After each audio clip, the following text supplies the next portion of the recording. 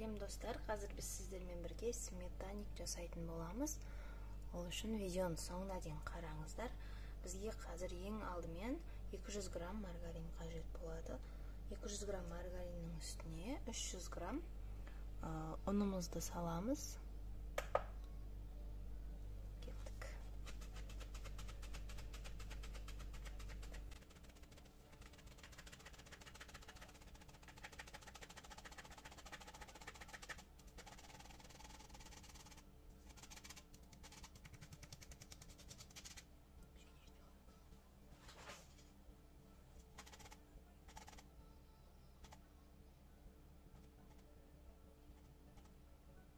Міне 300 грамм ұнымызды дайындап алдық. Енді бізге тараз керек емес. Осы ұн мен маргаринімізді біз жақсылап қолымызбен осылай мыжып аламыз. Бір-біріне арасы жақсылап араласу қажет. Араласпай қалса, ол майымыз пешке салған кезде еріп кетеді. Сондықтан майымыз бен ұнымыз бір-біріне өте жақсы араласу қажет. Біз қазір осы қамырды илеп, холодильникке бір 20 минутқа қойып аламыз.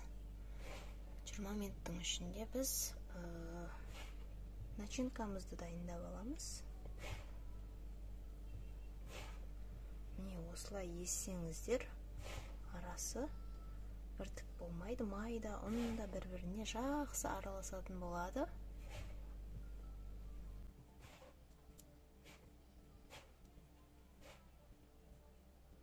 Арасынан іздеп майларын езіп жіберсеңіздер араласып кетеді. Міне, менің ұным дайын болып қалды.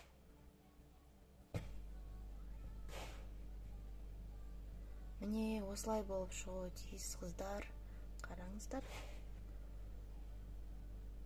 Міне үгітіліп тұру керек. Ұнымыз бен майымыз бір-біріне араласып үгітіліп тұрса, өте әдемі шығады қамырымыз.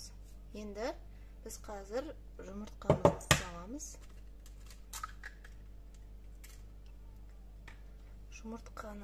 Жұмыртқамыздың үстіне мен 4-5 қасық ас қасықпен шекерімізді саламыз, қантымызды.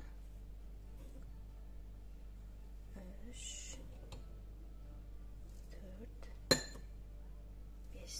Осы жетеді маған. Сосын біз петельді бір шай қасық салсақ жетеді.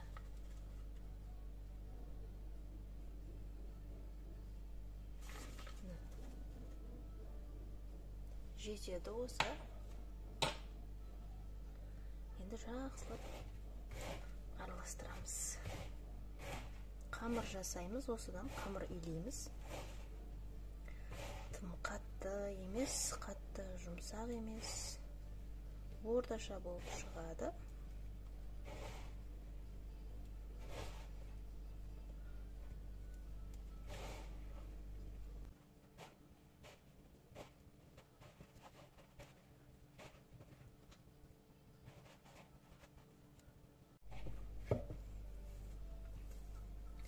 Міне біздің қамырымыз осылай шығады.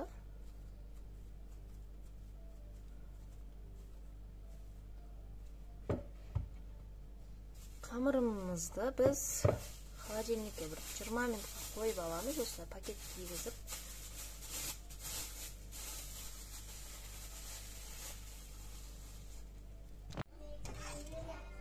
Міне біздің жұмыртқамызбен қантымыз араласып болды.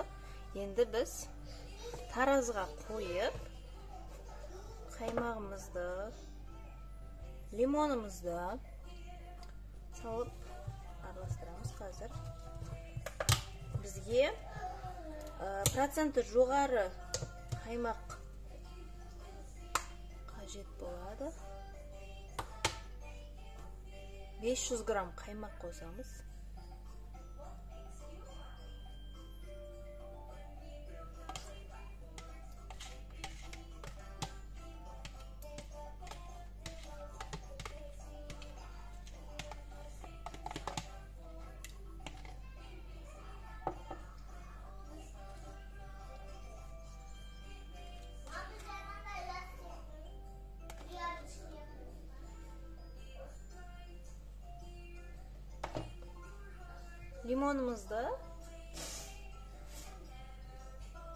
лимонымыз бізге лимонның суы үлкен ас қасықпен жетеді.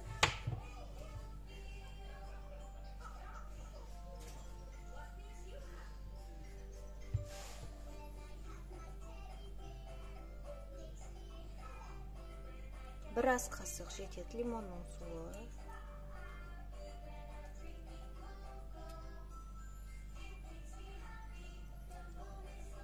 Және де ванилиннің любой түр бола береді. Қалай болса да, қайсысы болса да қоссаңыздар болғаны. Енді жақсылап тұрып араластырамыз.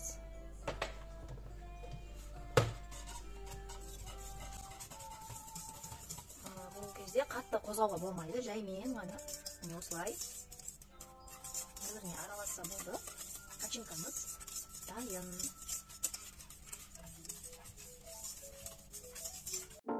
Біз табамызға осылай майды жағып аламыз.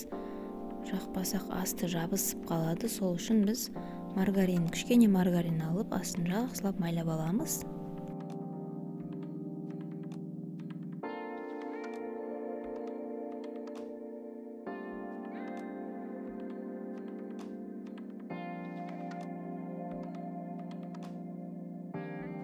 Майлап болған соң қамырымызды жаймендеп жайып бастаймыз.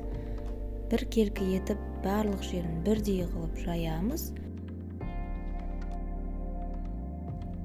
Егерде қолыңызға қамыр жабысып жатса, сіз кішкене ұнды бетіне сеуіп, қайтадан жаюыңызға болады.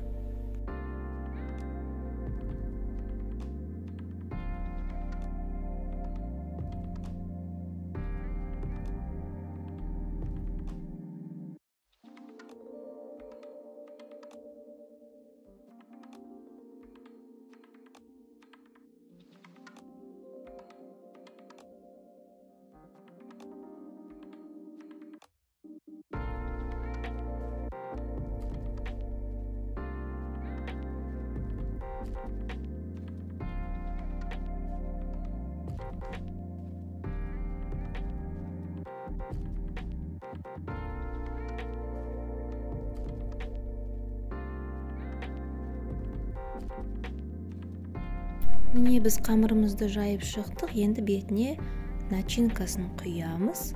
Содан кейін духовкамызға саламыз. Духовкамызды 180 градусқа алдын ала қыздырып аламыз. Қыздырғаннан кейін пирогымызды салуға болады. 45 минутта піседі.